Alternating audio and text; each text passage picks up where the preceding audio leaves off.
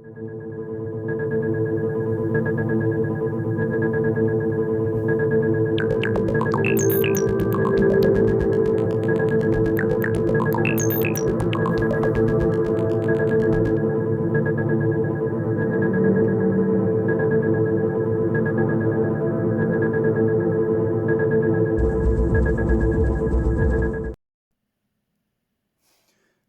so this is the back of it. Problem with the original copy is, for starters, this section in here was bare wood. To correct that, I use a little kid's paint like that, model paint. This isn't the actual one, so don't look at that number. I might have used this one, but I had to mix a couple together to get the sort of similar shade and paint all that section. In there then, added a bit of grit in there, just a bit of muck. We changed the wire on the original. The earth wire was a white wire. On this model, as it came as an EVH, that was black. Me being anal as I am, I decided to change it to a white one. Put an extra spring in, aged the springs, but the main change here is this, the big bridge block. That's the original. You can see quite a difference. To put the bridge block in, obviously, if you go on the net, you'll see loads of people showing you how to do it. You have to strip it all down, take a few photographs before you do it, so you can set your intonation. They tell you to chuck away a little, what would you call it? There's a little plate in there, bit deeper than the block, etc.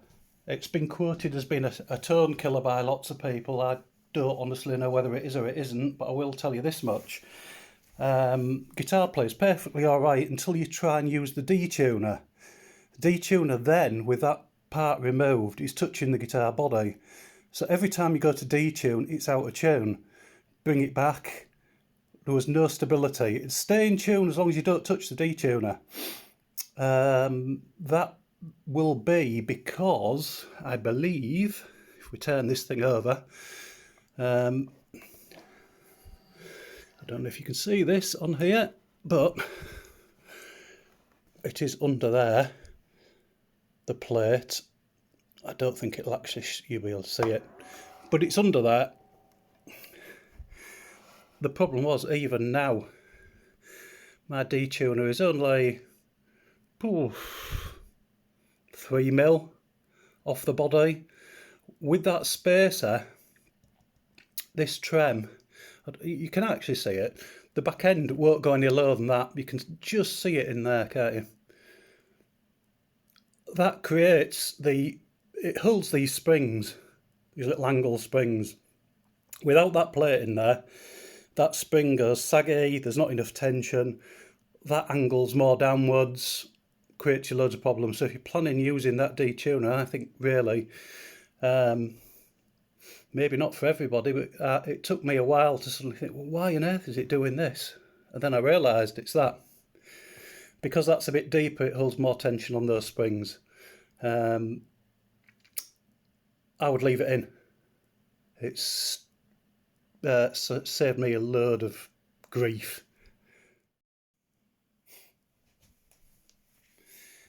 Now, originally I wasn't going to put all the cigarette burns on, but I did in the end. It was a bit of a hit and miss job. Used a bit of this stuff around here, just worked it time and time again for quite a while, and eventually little bits of the decal started to come off. I've tried all sorts of potions and stuff, but nothing would bring it off. No liquids.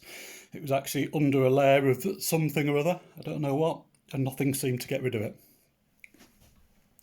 Then we've had a lot of complaints from people about the darkness of the neck on here. Mine was pretty dark. It still is quite dark, but it was a lot darker than that. What I used, now this, I can't honestly remember exactly whether I just used water and a cloth, maybe a bit of soap in it, and just elbow grease. It did come off quite quickly, or I may have used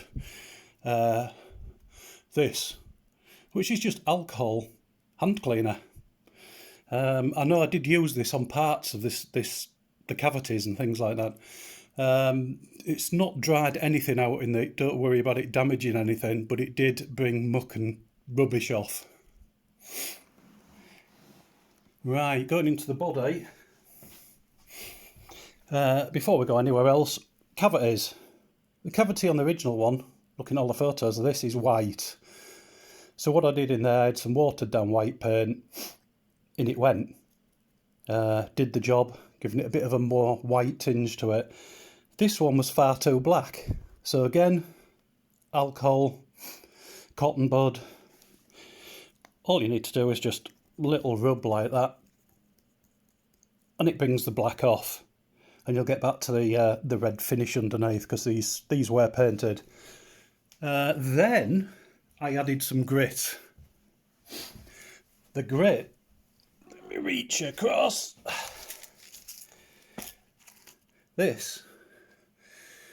That's literally just soil out the garden, left to dry out, left it for quite some time. Little dabs of varnish in there, drop some of that in. Next, also for your pickups, when you pull your pickups out and you want to make them look a bit sort of aged and grizzly on the wrapping on them, etc., anything on here, wires, I put fabric, old fabric wound wire on there rather than the white plastic, just so it looked more aged, is take some muck out your vacuum cleaner. Perfect. If you think about it, that's exactly what's going in all these cavities anyway. So that's what I did. Bit of muck in there. Didn't dare to age that in any way whatsoever. I'm just leaving that as it is. This is basically all just my OCD. I'm happy with it as it is. I've added extra holes where the original scratch plate were. The grey muck that somebody mentioned.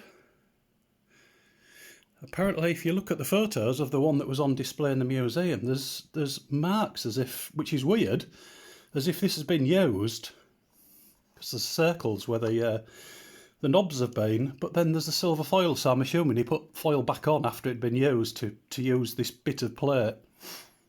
Drilled the extra holes on there, fitted these. Aging metalware.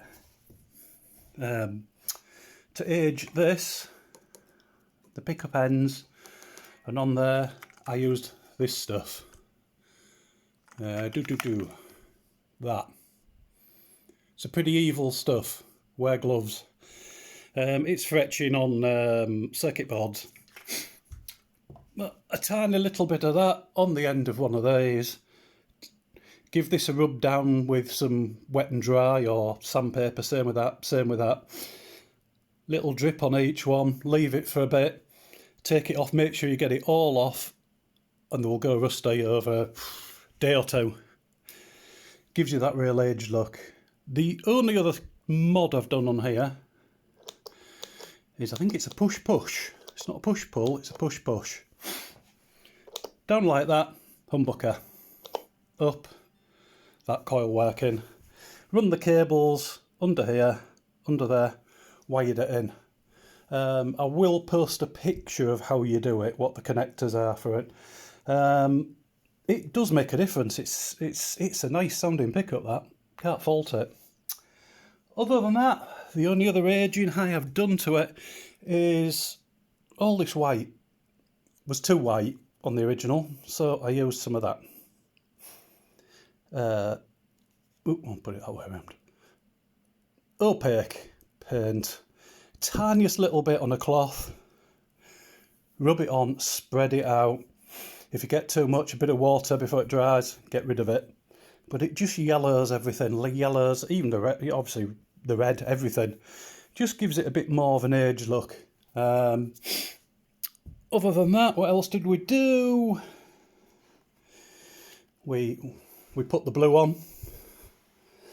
That was just some paint that I found at a DIY store. It was the nearest blue I could find to the original.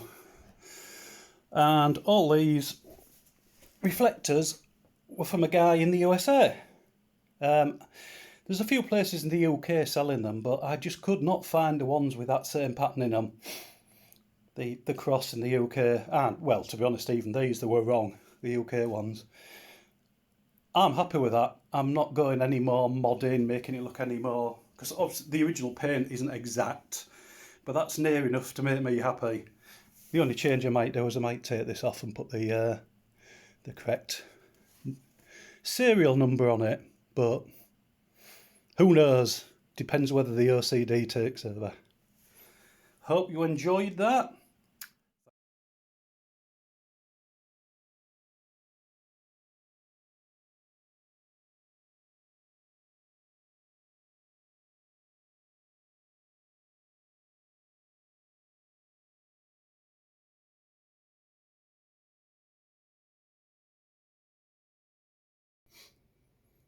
Right, there'll be loads of sound clips of these on the net, but as I said, I wired push pot. That brings a single coil in on its own. There is some wiring online that's for both of them, but I wanted them separate. Tonally, I think they are very similar. Obviously, that sounds like a humbucker, but the actual tone of the pickups is similar, as you'll see on the clean tone, I think, more than anything. Whether that was intentional or just luck, I have no idea. But this is the humbucker on its own, distorted first of all.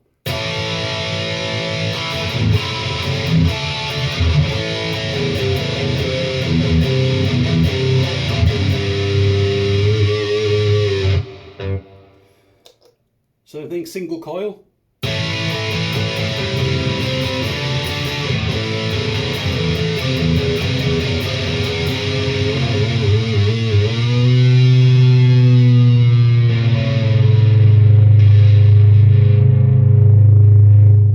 Fairly clean setting. Again, humbucker.